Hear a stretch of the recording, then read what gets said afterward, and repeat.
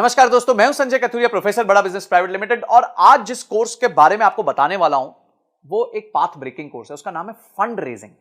जी हां, देखिए, कोई भी जब स्टार्टअप चालू होता है या कोई भी मिड साइज कंपनी भी हो जाती है, उसके लिए फंड रेजिंग बहुत इंपॉर्टेंट होती है। तो फंड रेजिंग जो होती है वो दो तरीके से हो सकती है। पहला, आप उधार ले सकते हैं। दूसरा, आप जो है कंपनी के शेयर्स बेच के शेयर्स के अगेंस्ट पैसे ले सकते हैं।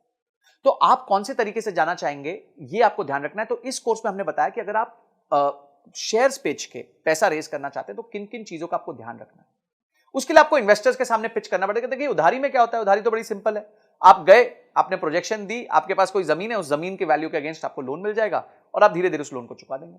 पर जो निवेशक होता है, जो आपकी कंपनी में इक्विटी लेता है, वो आपके साथ पार्टिसिपेट करता है, आपके दुख सुख का साथी होता है।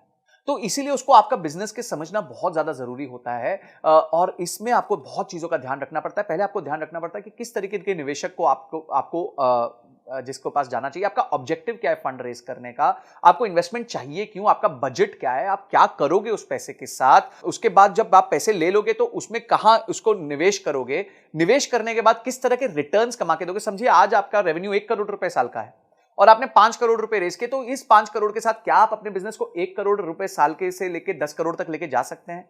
ये सारी चीजें आपको ध्यान रखनी पड़ेंगी, आपको अपने निवेशक को समझानी पड़ेगी, स्टोरी समझानी पड़ेगी कि क्यों आपका बिजनेस इतना अच्छा है।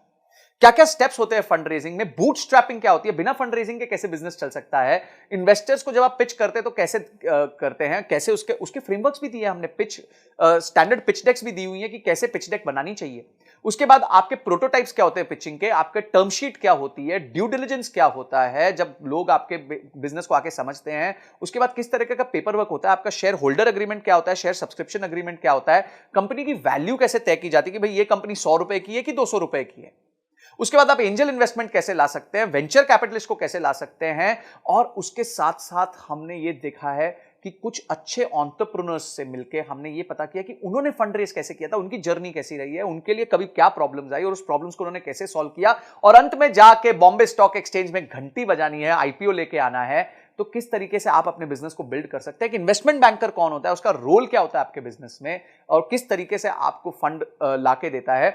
आप उसके बाद इन्वेस्टर रिलेशंस कैसे मैनेज करते हैं, जब निवेशक बोर्ड पे आ जाता है उसके साथ कैसे अपना आप रिलेशन मैनेज करेंगे। ऐसी 32 पावरफुल वीडियोस हमने बनाई हैं जिसमें case studies, examples, real life cases हमने लिए हैं, जिसको आप यूज करके फंड रेजिंग कर सकते हैं। तो बाप रे, इतना सुनने के बाद ही आपको मन करना चाहिए कि मैं इस कोर्स को अनलॉक कर लूं, इमीडिएटली अनलॉक कर लूं और जाके सारे वीडियोस को ध्यान से पढूं, उसको इंप्लीमेंट करूं और उसके बाद उसके रीडिंग मटेरियल्स को पढ़ के उसको और डीप में समझूं। तो ये सारी चीजें हमारे एक ही कोर्स में इतना सब आपको मिल जाएगा, इतनी सारी आपकी प्रॉब्लम सॉल्व हो जाएंगी। आपका गोल है अगर कि कंपनी के लिए फंड रेज करना है, तो आप इस वीडियोस को देख के बहुत अपने आप को इक्विप कर सकते हैं, प्रिपेयर कर सकते हैं। इसके साथ हमने 450 फंड्स की लिस्ट भी दी है जिनको आप अप्रोच कर सकते हैं, उनके फोन नंबर के साथ, उनके किसको आपको अप्रोच करना है उसके साथ। ये सारी चीजें हमने इसके साथ फ्री रिसोर्सेज दिए हुए हैं। तो इमीडिएटली जो है एक्शन लीजिए, क्योंकि एक्शन के बिना कोई परिवर्तन नहीं आएगा, कोई चेंज नहीं आएगा। तो आपने इस वीडियो को देखा, आपने इस कोर्स को अनलॉक किया और आपने ये तय किया कि इस कोर्स को देखने के बाद मैं फंड रेज में और ताकतवर हो जाऊंगा। इन सब के लिए आपका बहुत बहुत धन्यवाद।